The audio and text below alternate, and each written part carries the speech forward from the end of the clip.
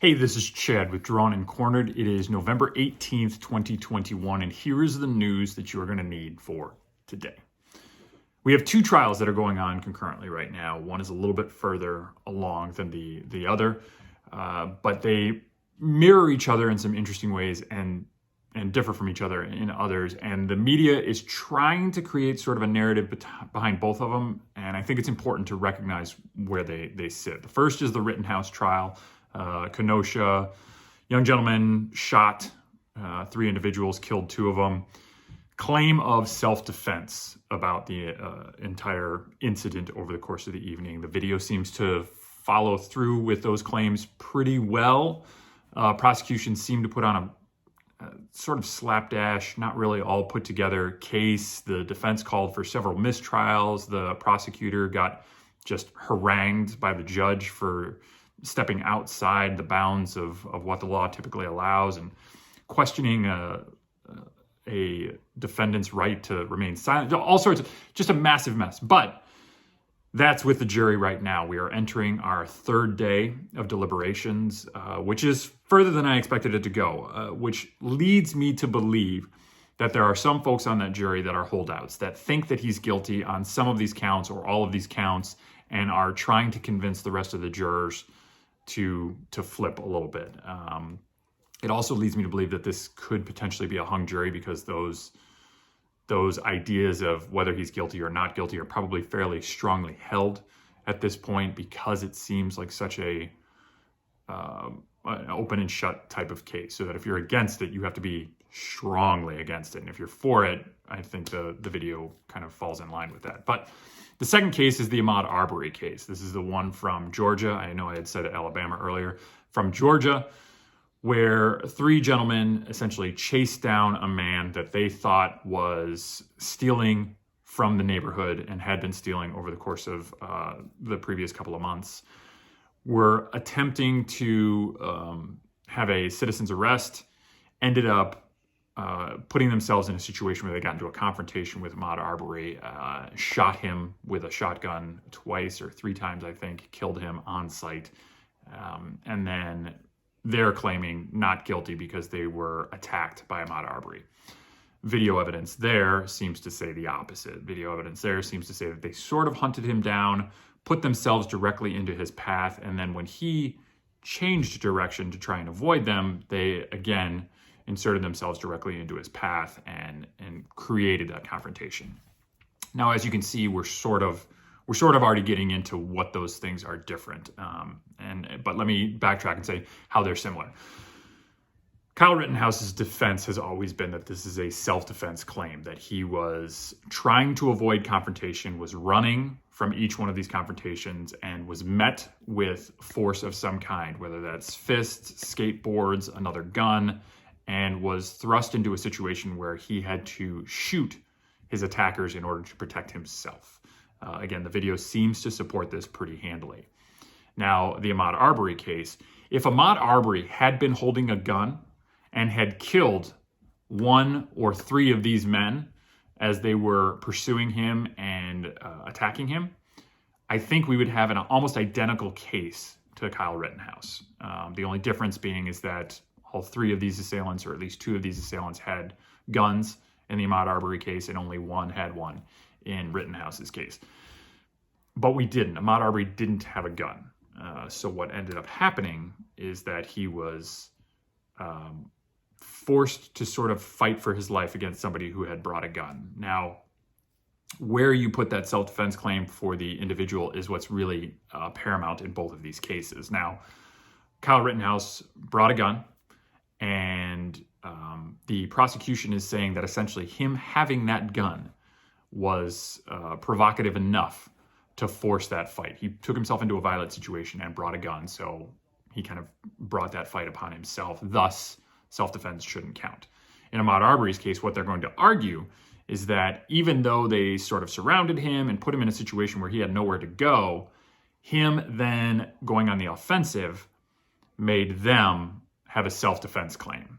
And I think you're going to find that a couple of issues are going to arise there. One, in the video, Ahmad Arbery is running around the passenger side of the truck. sees the driver step in front of the truck to get over to that side. He changes course to come around the driver's side of the truck. Then at that point, driver then comes around that side to, again, put himself in front of Ahmad Arbery. At that time, Ahmad Arbery is left with almost no choice because he recognizes they are going to try and stop him. He doesn't want to be stopped by civilians with shotguns in the middle of Georgia, which totally understand. So perhaps he starts fighting for his life, starts wrangling for that gun, trying to stop that gun, and is then subsequently shot. My belief is that Rittenhouse is going to get off primarily because the self-defense claim seemingly is supported by the video. Ahmad Arbery's attackers are going to go to jail because they put him in a situation where he had no choice but to fight. So their self-defense claim is going to disappear. It's not going to exist. They chased him to create that fight. Kyle Rittenhouse was running from all of his fights. Those are big differences between these two cases, and they're going to try and make this about race, and I don't think it's going to end up being a lot about race. Obviously, Kyle Rittenhouse is not about race. If you want to talk about the fact that he's getting certain preferential treatment because he's white in a white system, fine. That's a different argument. I don't agree with you. I think that his case is fairly strong regardless of what his color is. I think the same in Ahmad Arbery's case. I think this case is very strong. I think that the fact that Arbery was left essentially no choice sort of crushes any idea of self-defense they have. They put themselves in a spot where the person that they're claiming defense against was left with no choice but to fight for his life. So that's a non-negotiable point. Hopefully, justice is meted out in both cases. There's also been release of testimony that Ahmad Arbery was seen in construction properties 5 times prior to his shooting. I don't think it matters. Whether or not they were trying to elicit a citizen's arrest, I think is sort of inconsequential because the manner by which they conducted it was inaccurate. So even if Ahmad Arbery was stealing from these construction sites, they don't have the right to stand in front of him with guns and then continue to put themselves in harm's way to conduct a citizen's arrest. That's not the way it works. If Ahmad Arbery doesn't come along with a citizen's arrest, you can't hold him unwillingly. It seems like that's going to stretch beyond the scope of what they're looking for with a citizen's arrest, but we'll see how that case goes. Now, the really important thing about both of these cases is that without video, neither one of these cases exists, certainly on a national scale, but probably doesn't work out well for either person. Kyle Rittenhouse, I think, goes to jail if we don't have video showing that he's being attacked in both of these circumstances. Ahmad Arbery, dead and gone, and I don't know that anybody goes to trial. In fact, the prosecutor in that state wasn't even going to prosecute these guys until the video came out and pressure came publicly for them. So it's incredible to see in such a short amount of time, with the advent of cell phones and drones and cameras on every street corner, how quickly a case can change because we can see it with our own eyes. And in both of these cases, I'm extremely happy that that has happened. And I'm very excited to see how the court case goes because of it. So that's a really long version of the two of them, but it's important that you kind of understand where those distinctions are between the two cases and how they're similar and how they're going to be portrayed as similar, but how they're very, very different also in the manner of claiming self-defense and who actually, I think, has a reasonable claim of self-defense.